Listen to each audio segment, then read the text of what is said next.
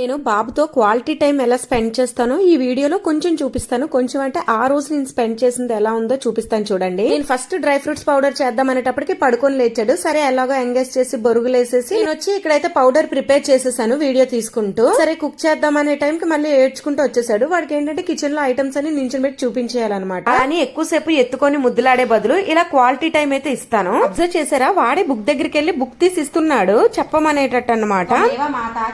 పితాత్వమేవ త్వమేవ బంధుశ్చ సఖాత్వమేవ త్వమేవ విద్యాంచ. క్లోజ్ చేసేస్తున్నావా? చదవా నువ్వు? ఇంట్రెస్ట్ లేదా నీకు? Dance dance.